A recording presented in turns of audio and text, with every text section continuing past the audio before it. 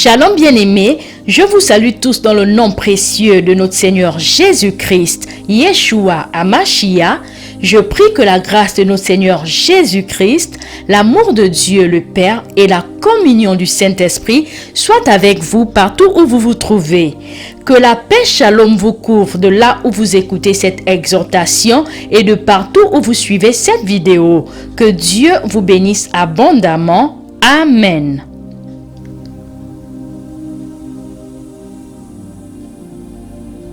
Mon frère, ma sœur, je rends grâce à l'Éternel qui nous accorde à tous le souffle de vie et qui me donne une fois encore l'opportunité de parler de sa part.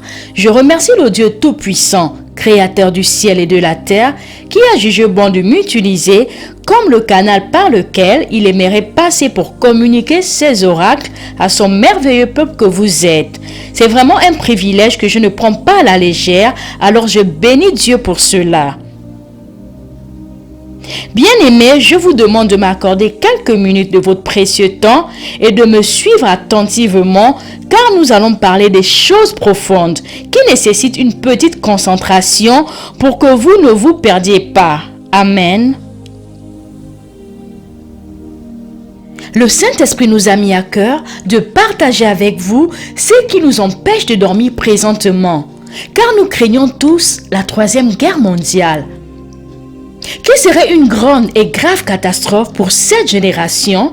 Connaissant la puissance que possèdent les armes nucléaires aujourd'hui, donc nous parlons de l'actualité qui n'est rien d'autre que le conflit israélo-palestinien qu'on appelle aussi la guerre entre Israël et Hamas.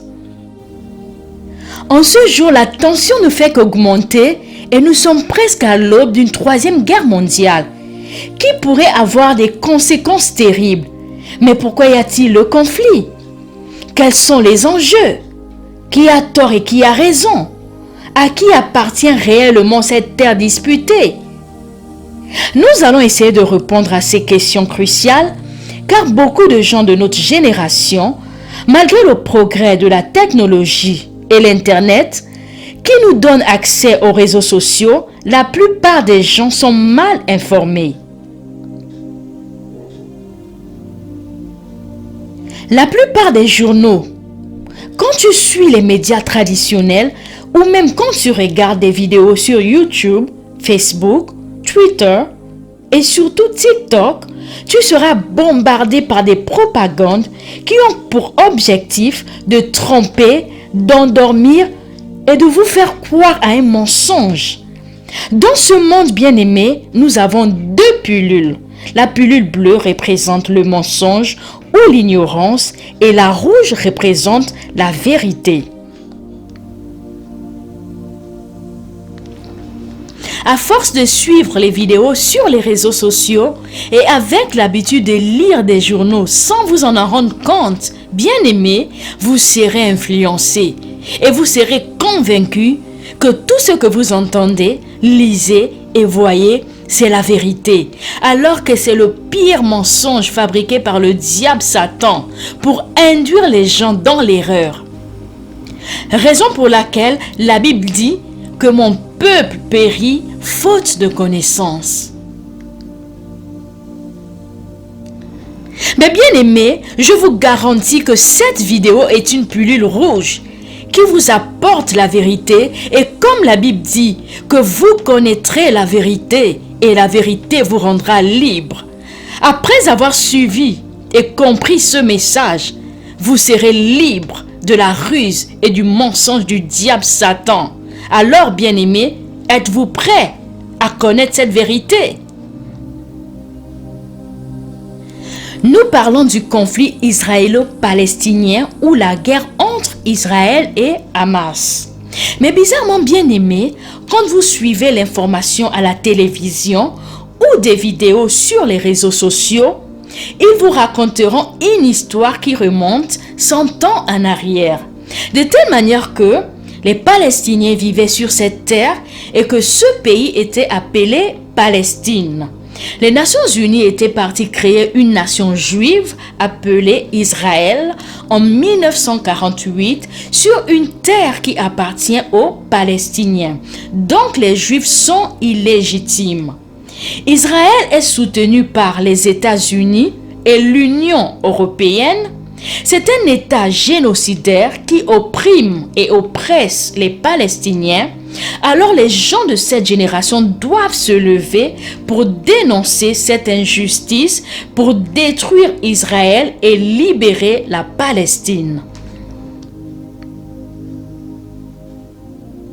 J'ose croire que vous avez déjà écouté ce genre de propos sur les réseaux sociaux et télévision.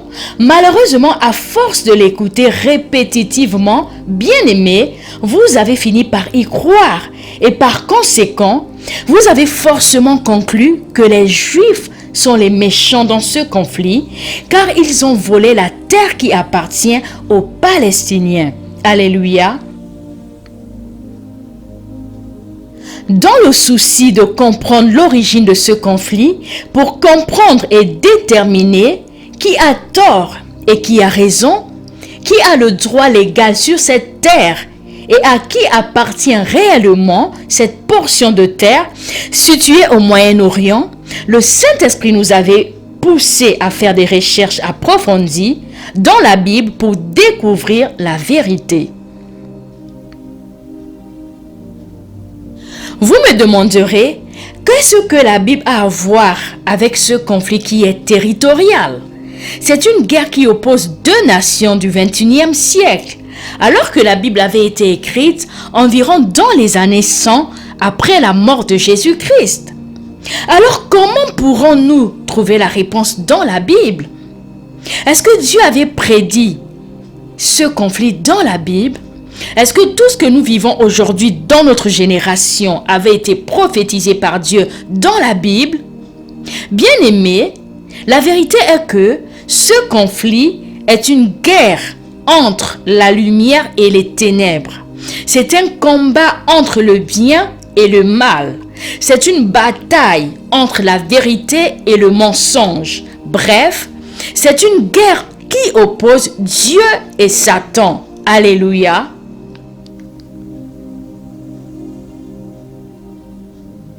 Pour une meilleure compréhension, je vais rapidement survoler les grandes lignes de l'histoire du monde. Alors je vous demande, bien-aimés, de me suivre attentivement. Dieu créa Adam et Ève. Il les plaça dans le jardin d'Éden pour le cultiver et le garder, tout en leur donnant cet ordre. Tu pourras manger tous les arbres du jardin, mais sauf l'arbre de la connaissance du bien et du mal. Car le jour où tu en mangeras, tu mourras. Ève était séduite par le diable qui s'était incarné dans le serpent. La Bible dit que la femme Ève vit que l'arbre était bon à manger et agréable à la vue, et qu'il était précieux pour ouvrir l'intelligence. Elle prit de son fruit et en mangea. Elle en donna aussi à son mari Adam, qui était auprès d'elle. Et il en mangea. Les yeux de l'un et de l'autre s'ouvrirent. L'Éternel Dieu dit au serpent, « Puisque tu as fait cela, tu seras maudit entre tout le bétail et entre tous les animaux des champs. Tu marcheras sur ton ventre et tu mangeras de la poussière tous les jours de ta vie. » Mais Dieu n'avait pas maudit Ève ou Adam, car il dit à la femme Ève, « J'augmenterai la souffrance de tes grossesses. Tu enfanteras avec douleur et tes désirs se porteront vers ton mari, mais il dominera sur toi. » Dieu dit à l'homme Adam, « Puisque tu as écouté la voix de ta femme et que tu as mangé de l'arbre au sujet duquel je t'avais donné cet ordre, tu n'en mangeras point. Le sol sera maudit à cause de toi. C'est à force de peine que tu en tireras ta nourriture tous les jours de ta vie. Il te produira des épines et des ronces. C'est à la sueur de ton visage que tu en mangeras du pain, jusqu'à ce que tu retournes dans la terre d'où tu as été pris, car tu es poussière et tu retourneras dans la poussière. Alléluia. Bien-aimés, en d'autres termes, si Adam et Ève n'avaient pas désobéi, les femmes accoucheraient sans aucune souffrance et les hommes n'auraient pas à transpirer pour gagner leur pain. Malheureusement, c'est la première faute. C'était le premier mal et le premier péché de l'homme, mais surtout pas le dernier. Au verset 5, 6 et 7 du livre de Genèse chapitre 6, la Bible dit « L'Éternel vit que la méchanceté des hommes était grande sur la terre et que toutes les pensées de leur cœur se portaient chaque jour uniquement vers le mal. L'Éternel se repentit d'avoir fait l'homme sur la terre et il fut affligé en son cœur. Et l'Éternel dit « J'exterminerai de la terre l'homme que j'ai créé depuis l'homme jusqu'au bétail, aux reptiles et aux oiseaux du ciel, car je me repens de les avoir faits. » Dieu envoya le déluge qui exterminera tous les êtres qui étaient sur la surface de la terre, depuis l'homme jusqu'au bétail, aux reptiles et aux oiseaux du ciel, à l'exception de ceux qui étaient dans l'arche de Noé. La Bible dit que 8 personnes étaient épargnées du déluge. Noé, sa femme, ses 3 fils, leurs femmes. C'est de ces 3 fils de Noé que Dieu repeupla la terre tout entière. Bien-aimés, suivez-moi attentivement. Les fils de Noé qui sortirent de l'arche étaient Sem, Javeth et Cham. Cham fut le père de Canaan. Dans le livre de Genèse au chapitre 9, verset 20, la Bible dit « Noé commença à cultiver la terre et planter de la vigne.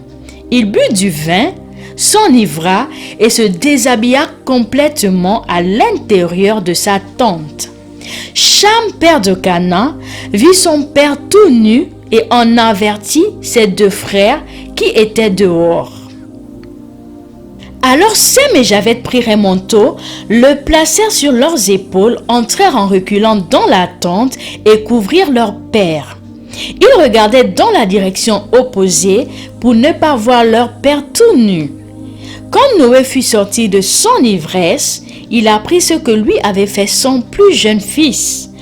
Le verset 25 dit « Alors il déclara « Maudit soit Canaan, qui soit pour ses frères le dernier des esclaves. »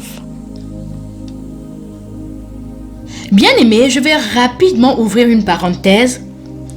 Vous vous poserez forcément la question, mais Noé avait planté lui-même la vigne. Il s'est enivré et se déshabillé complètement.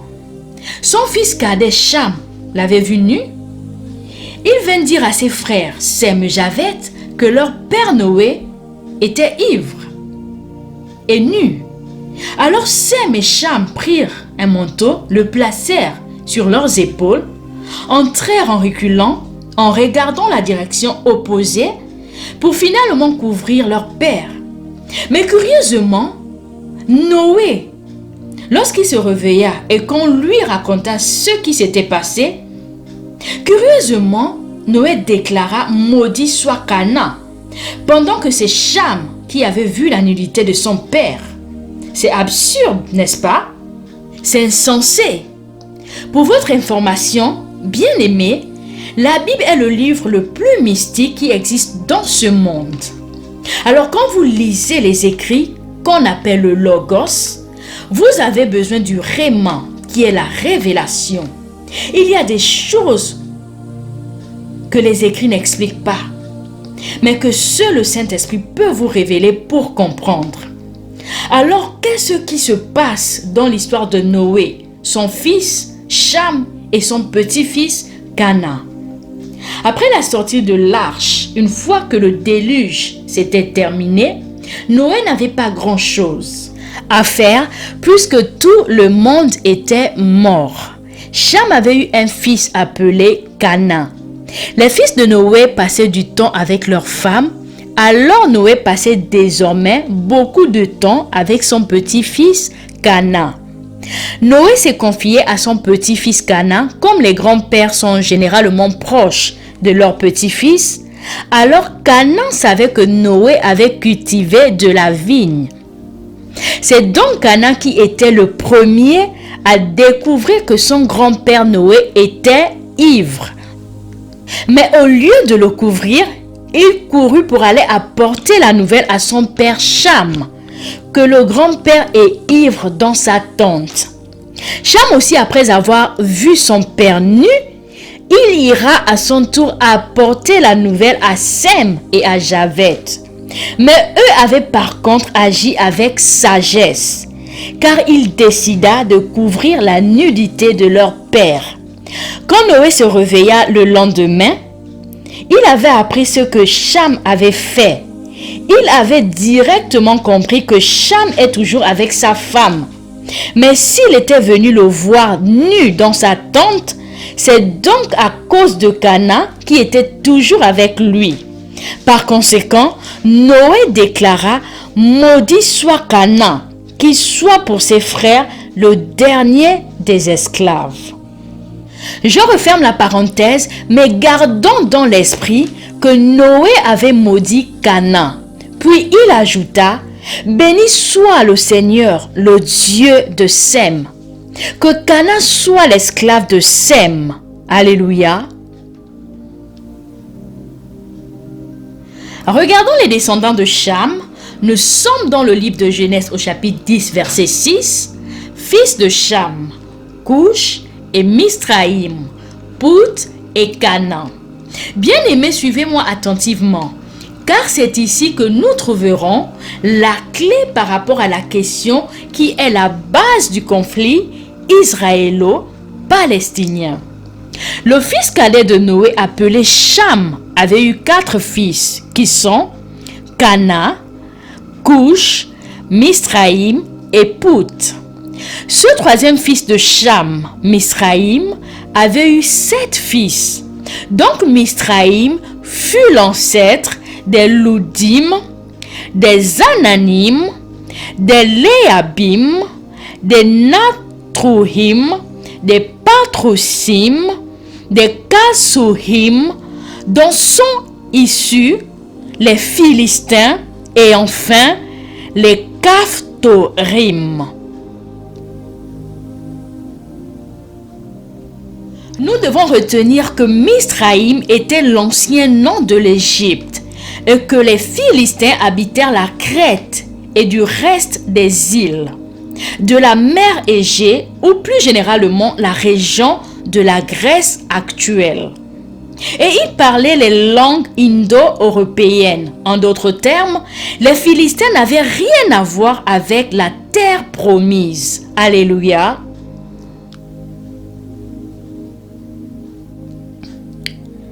À partir de Genèse 10 au verset 15, la Bible dit: Canaan engendra Sidon son premier-né et Heth, et les Jébusiens, les Amoréens, les Girgasiens, les Éviens, les Arkiens, les Siniens, les Arvadiens, les Thémaniens, les Amassiens. Ensuite, les familles des Cananéens se dispersèrent. Les limites de Cananéens allèrent depuis Sidon du côté de Guérar, qui est au sud-ouest d'Israël, jusqu'à Gaza, et du côté de Sodome, de Gomorrhe, d'Abma et de Tséboïm jusqu'à Lécha. Bien-aimés, ce sont les descendants de Canaan qui étaient les premiers à occuper cette terre, raison pour laquelle cette terre est appelée Canaan. Et ses descendants étaient des Cananéens. Mais comme Canaan était maudit par Noé, son grand-père, Dieu ne voulait pas que les descendants de Canaan occupent cette terre qui est très importante à ses yeux. Bien-aimés, vous comprendrez pourquoi. Nous sommes toujours dans le livre de Genèse au chapitre 10, le verset 22. La Bible dit: les fils de Sem furent Élam, Assur, Arpachad, Loud et Aram. Regardons le troisième fils de Sem, Arpachad, qui engendra Shéla, puis Shéla engendra Héber. Héber eut 2 fils, dont Péleg et Joktan. De Peleg naquit Réu. Réu engendra Sérug. Ensuite, Sérug donna naissance à Néor. Néor, à son tour, donna aussi naissance à un fils qu'il avait appelé Téra. Nous sommes dans le livre de Genèse au chapitre 11, verset 26. La Bible dit: Téra, âgé de 70 ans, il engendra 3 fils qu'il appela Abram, Nachor et Aram. Bien-aimé, Abraham est le descendant de Sem. Rappelez-vous que Noé, en maudissant Canaan, il avait ajouté dans le livre de Genèse au chapitre 9, verset 26, « Béni soit l'Éternel, Dieu de Sem, et que Canaan soit leur esclave. » Bien-aimé, j'espère que nous sommes ensemble. Alléluia. Bien-aimé, dans le livre de Genèse au chapitre 12 du verset 1 au verset 3, la Bible dit: L'Éternel dit à Abraham, va-t'en de ton pays, de ta patrie et de la maison de ton père, va dans le pays que je te montrerai. Je ferai de toi une grande nation et je te bénirai. Je rendrai ton nom grand et tu seras une source de bénédiction. Je bénirai ceux qui te béniront et je maudirai ceux qui te maudiront, et toutes les familles de la terre seront bénis en toi. 3 chapitres après, nous sommes dans le livre de Genèse au chapitre 15 du verset 18 au verset 21. La Bible dit: En ce jour-là, l'Éternel fit alliance avec Abraham et dit: Je donne ce pays à ta postérité depuis le fleuve d'Égypte jusqu'au grand fleuve, au fleuve d'Euphrate, le pays des Kéniens, des Kénisiens, des Cadmoniens, des Essiens, des Phérésiens, des Réphaïm, des Amoréens, des Cananéens, des Girgasiens et des Jébusiens. Bien-aimé, ici Dieu donne officiellement cette terre du Moyen-Orient qui était occupée par les descendants de Canaan, que la Bible mentionne ici aux descendants de Sem. Bien-aimé, nous avons vu que Abraham est de la lignée de Sem et Abraham avait engendré Isaac. Isaac avait eu des jumeaux qui sont Esau et Jacob. Dieu avait changé le nom de Jacob à Israël. Jacob, qui était Israël, avait eu 12 fils qui sont les 12 tribus d'Israël. Donc Dieu avait officiellement donné cette terre aux Juifs qui sont des descendants de Sem. Et c'est pourquoi, bien aimé, vous écoutez généralement le terme sémite. Les Juifs combattent l'antisémitisme pour la simple raison qu'ils sont des descendants de Sem, qui était un des fils de Noé. Alléluia.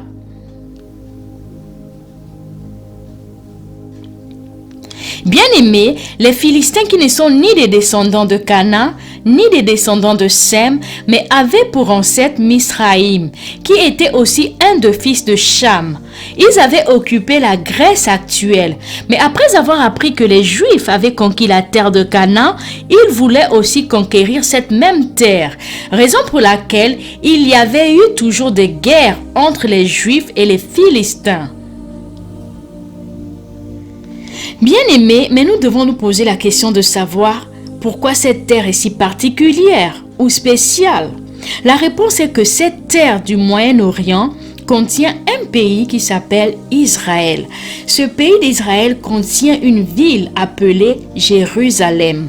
Et dans cette ville de Jérusalem, il y a une montagne appelée Morija.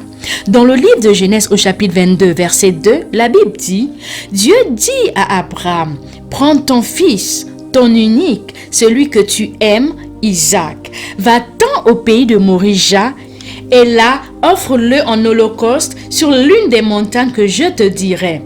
Nous allons sauter et nous lirons du verset 9 au verset 14. La Bible dit: Lorsqu'ils furent arrivés au lieu que Dieu lui avait dit, Abraham y leva un autel et rangea le bois. Il lia son fils Isaac et le mit sur l'autel par-dessus le bois. Puis Abraham étendit la main et prit le couteau pour égorger son fils. Alors l'ange de l'Éternel l'appela des cieux et dit: Abraham, Abraham. Et il répondit: Me voici. L'ange dit: N'avance pas ta main sur l'enfant et ne lui fais rien, car je sais maintenant que tu crains Dieu et que tu ne m'as pas refusé ton fils, ton unique. Abraham leva les yeux et vit derrière lui un bélier retenu dans un buisson par les cornes.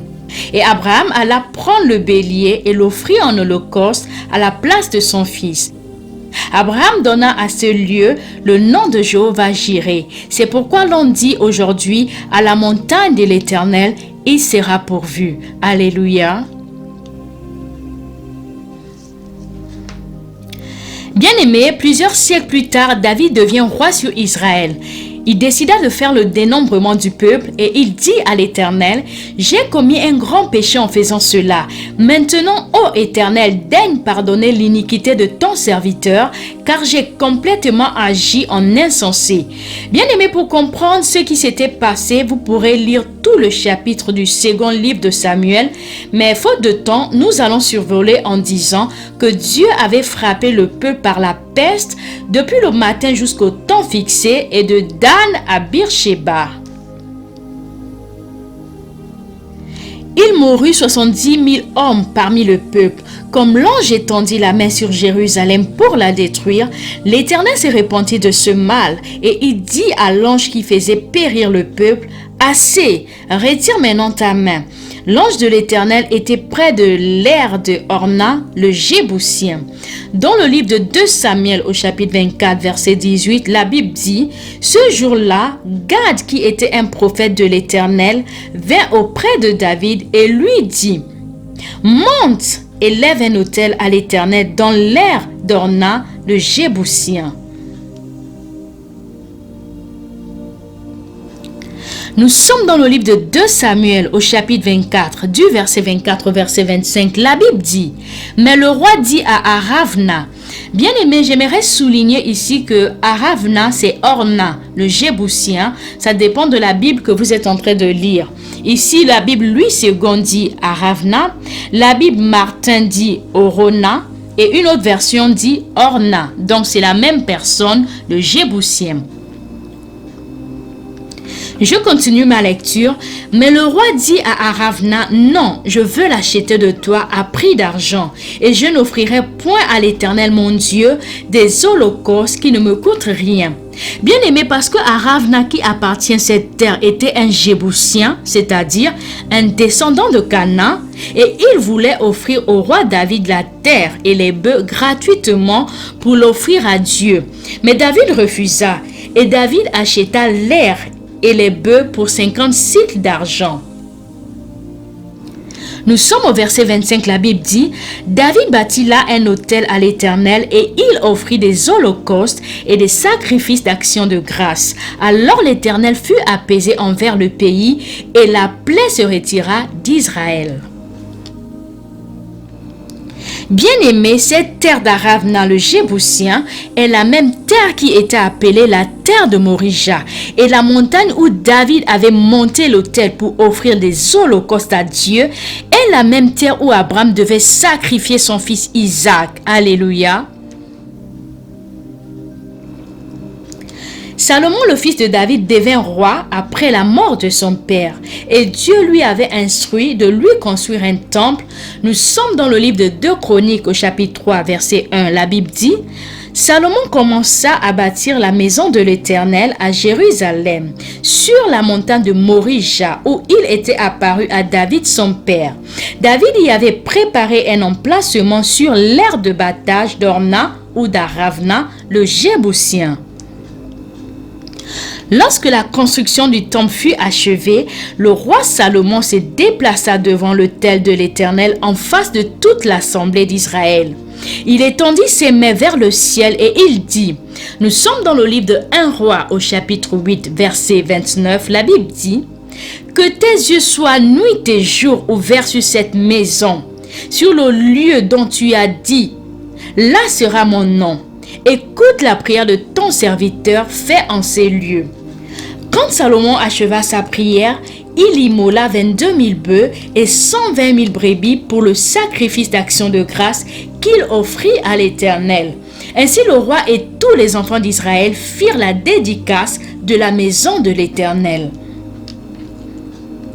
La Bible dit dans le livre de 2 Chroniques au chapitre 5 du verset 13 au verset 14 « Et lorsque ceux qui sonnaient des trompettes et ceux qui chantaient s'unissant des mêmes accords pour célébrer et pour louer l'Éternel firent retentir les trompettes, les cymbales et les autres instruments et célébrèrent l'Éternel par ces paroles.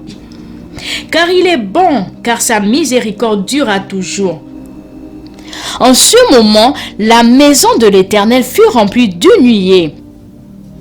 Les sacrificateurs ne purent pas y rester pour faire le service à cause de la nuée, car la gloire de l'Éternel remplissait la maison de Dieu. Bien-aimés, voici la réponse de Dieu après la dédicace de la maison que Salomon avait construite pour lui. Dieu dit, nous sommes dans le livre de 1 Roi, au chapitre 9, nous ferons la lecture du verset 1 au verset 3. La Bible dit,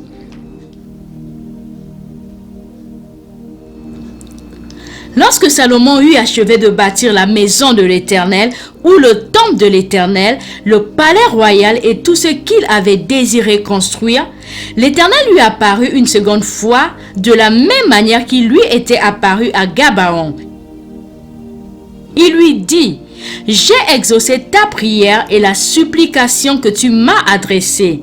Bien-aimé, suivez ce que Dieu dit à Salomon. Je fais de cet édifice que tu as construit un lieu saint pour y établir à jamais et à jamais ma présence. Je veillerai toujours sur lui et j'y aurai mon cœur. Alléluia. Bien-aimés, vous comprenez maintenant pourquoi cette portion de terre du Moyen-Orient est exceptionnelle. C'est parce que dans ce pays d'Israël, il y a une ville appelée Jérusalem. Et dans cette ville, il y a un terrain appelé l'aire d'Aravna où se trouve la montagne de Morija, sur lequel Abraham devait offrir Isaac. Et c'est sur cette montagne que David avait offert des holocaustes à Dieu pour épargner le peuple de la peste. Et c'est au même endroit que Salomon avait construit l'édifice ou la maison ou encore le temple de l'Éternel. Et après l'avoir dédié à l'Éternel, le Dieu Tout-Puissant apparaît à Salomon pour lui dire que je fais de cet édifice que tu as construit un lieu saint pour y établir à jamais ma présence. Je veillerai toujours sur lui et j'y aurai mon cœur.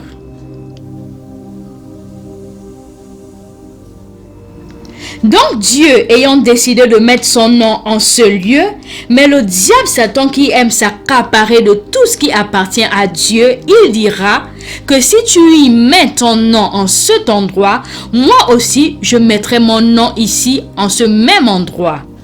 Alors le diable déclara la guerre à l'Éternel. Alléluia.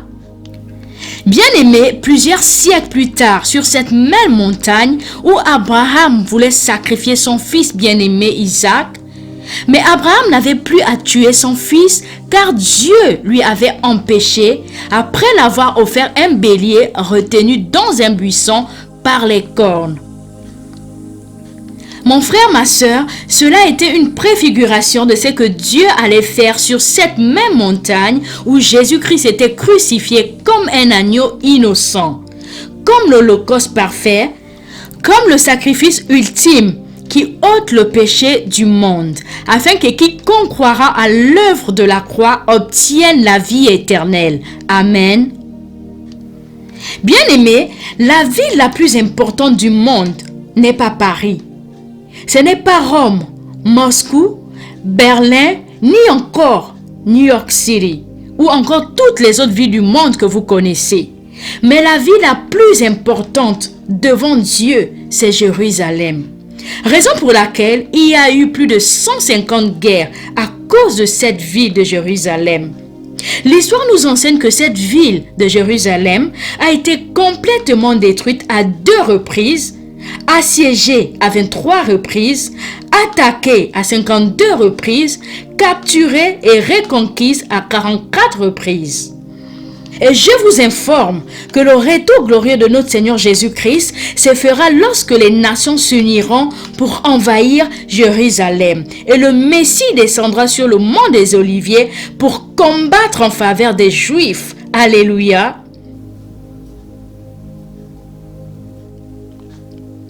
Mon frère, ma sœur, vous remarquerez que nous avons déjà beaucoup parlé jusqu'à présent, mais sans pour autant parler de l'actualité proprement dite. Car nous voulions d'abord que vous compreniez que ce conflit ou cette guerre israélo-hamas n'est pas seulement une guerre territoriale, alors qu'en réalité, c'est un conflit ou une guerre prophétique.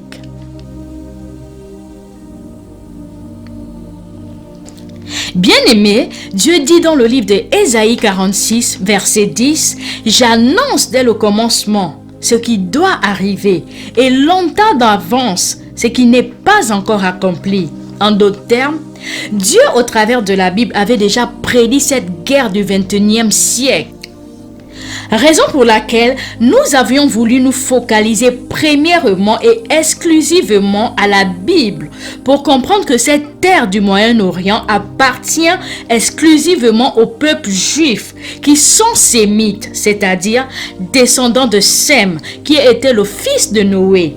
Les Juifs avaient conquis cette terre après avoir battu les Cananéens.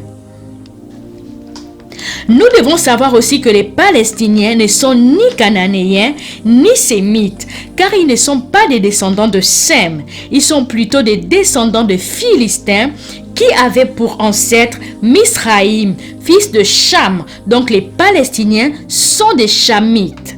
Les Philistins avaient initialement occupé la Grèce antique et ils parlaient des langues indo-européennes. Après que les Juifs avaient conquis la terre de Canaan, les Philistins aussi voulaient conquérir cette même terre. Et cela devient une guerre infinie qui est une guerre entre Dieu et Satan. Bien aimés, nous allons faire une deuxième partie, là où nous irons plus en détail par rapport à l'histoire. Alléluia.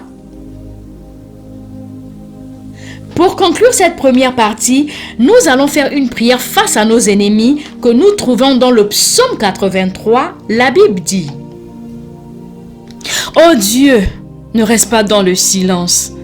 Ne te tais pas et ne te repose pas, ô Dieu. Car voici tes ennemis s'agitent. Ceux qui te haïssent lèvent la tête.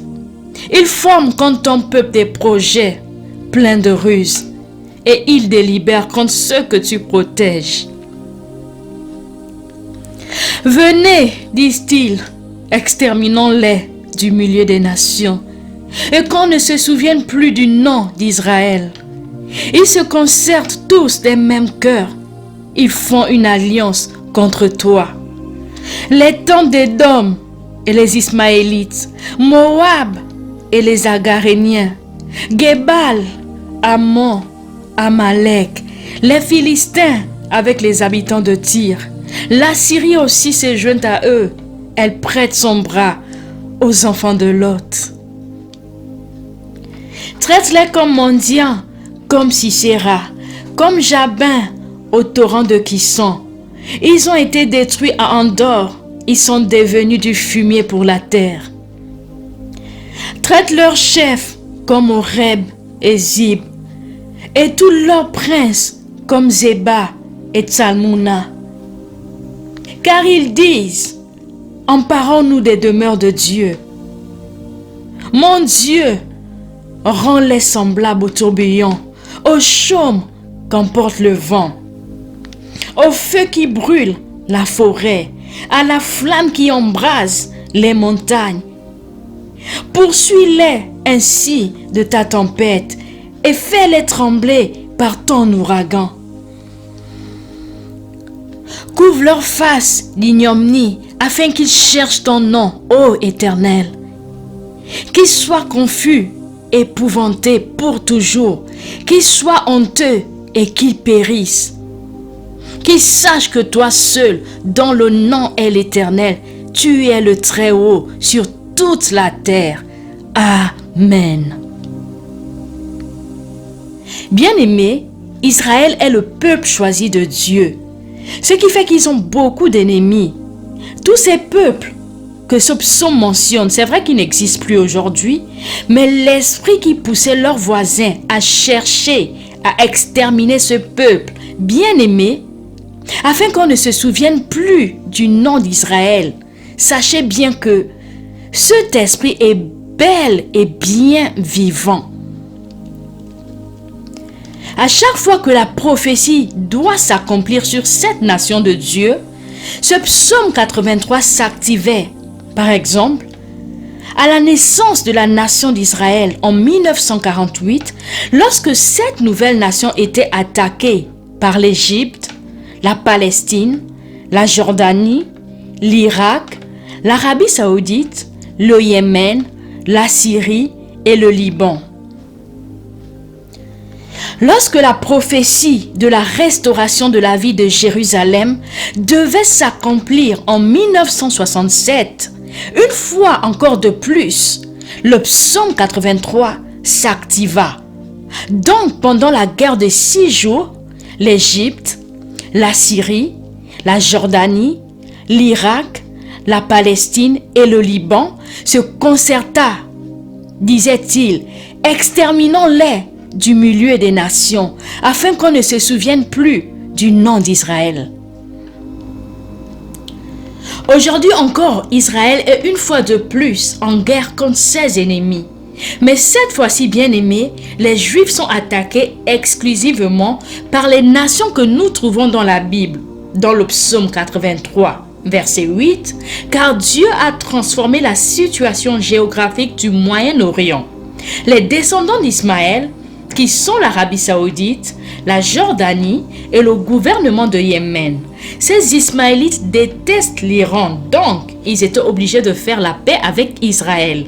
Une autre nation stratégique qui est aussi en paix aujourd'hui avec l'Israël, c'est l'Égypte.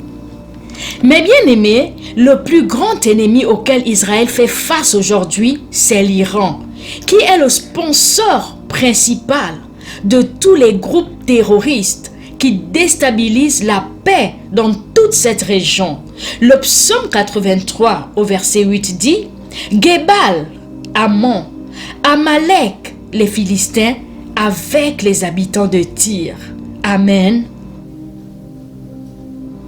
Mon frère, ma sœur, ces peuples que le psaume 83 verset 8 mentionne, c'est vrai qu'ils n'existent plus aujourd'hui, mais ils sont les ancêtres des ennemis qui attaquent Israël aujourd'hui. Regardons les uns après les autres. Nous avons Gebal, qui est la Phénicie antique, qui est aujourd'hui la Syrie. Nous trouvons le groupe terroriste appelé djihadistes islamiques qui font la guerre à Israël. Nous avons Ammon, qui est situé à l'est du Jourdain. Nous y trouvons un autre groupe terroriste appelé Al-Qaïda. Le troisième peuple, c'est Amalek, qui sont des descendants du royaume perse, qui est aujourd'hui l'Iran. Bien aimé, si vous suivez attentivement les informations, vous êtes forcément au courant que le 14 avril 2024, pour la première fois, l'Iran, ils ont attaqué directement Israël en envoyant 150 drones et environ 30 000 missiles balistiques destinés à détruire complètement Israël depuis l'Iran et depuis les zones du Yémen, contrôlées par les groupes terroristes appelés Houthis. Les Philistins sont les Palestiniens aujourd'hui. Et la guerre aujourd'hui se passe principalement contre le groupe terroriste des Palestiniens appelé Hamas. Et le dernier groupe des ennemis des Juifs sont Tyr, qui est aujourd'hui le Liban, où nous trouvons le groupe terroriste appelé Hezbollah. Bien aimés, tous ces groupes terroristes sont sponsorisés par l'Iran avec la mission principale de détruire et d'exterminer la nation d'Israël. Plusieurs avaient aussi la même mission, mais avaient tous échoué. Le pharaon de l'Égypte, dans l'histoire de Moïse, avait pourchassé le peuple de Dieu. Les Assyriens les avaient envahis. Les Babyloniens, avec Nebuchadnezzar, avaient détruit la ville et le temple, tout en emmenant les Juifs en captivité. Rome, avec le général Titus, avait aussi réduit cette nation dans la ruine. Adolf Hitler avait exterminé 6 millions de Juifs lors de l'Holocauste. Yasser Arafat de l'Égypte avait fait la guerre à Israël. Osama Ben Laden avait tenté. Saddam Hussein de l'Irak avait essayé. La bonne nouvelle est que toutes ces nations et tous ces gens avaient échoué. Et ils sont tous morts aujourd'hui. Israël existe bel et bien jusqu'en ce jour. Elle fait partie des grandes puissances mondiales. Bien aimés, le savez-vous pourquoi? Parce que la Bible nous dit dans le livre de Psaume 121 au verset 4 que celui qui protège Israël, il ne dort ni ne sommeille. Alléluia. Mon frère, ma sœur, Israël est combattu physiquement parce que c'est le peuple choisi de l'Éternel. Toi qui écoutes ce message, si tu es né de nouveau, tu es le fils ou la fille bien-aimée de l'Éternel. Tu es choisi. À cause de cela, tu auras des combats. L'ennemi t'attaquera peut-être dans ta santé, peut-être dans ton mariage ou par rapport à tes enfants. L'ennemi te fera la guerre par rapport à tes finances. Bien-aimé, tu es combattu et tu continueras à être combattu parce que tu es la prunelle de l'œil de Dieu. Bien-aimé, il y a deux groupes que le diable déteste et cherche à exterminer. Ce sont les Juifs que le diable attaque physiquement et les chrétiens qu'il attaque spirituellement. Mais peu importe ce que tu traverses comme combat dans ta vie, comme opposition, comme obstacle, comme difficulté, comme problème, tu peux être malade, au chômage, en difficulté, stérile, célibataire, emprisonné, bien-aimé, quelle que soit la nature des attaques que le diable apporte dans ta vie. Dieu te dit en ce moment, en ce jour, ils te feront la guerre, mais ils ne te vaincront pas, car je suis avec toi pour te délivrer, dit l'Éternel. Voir Jérémie chapitre 1, verset 19. Il te dit aussi dans le livre de Jean, chapitre 16, verset 33. Je vous ai dit ces choses afin que vous ayez la paix en moi. Vous aurez des tribulations dans le monde, mais prenez courage, j'ai vaincu le monde. N'ayez pas peur, car voici, je suis avec vous tous les jours jusqu'à la fin du monde. Alléluia. Shalom chez vous et que Dieu vous bénisse abondamment. Amen.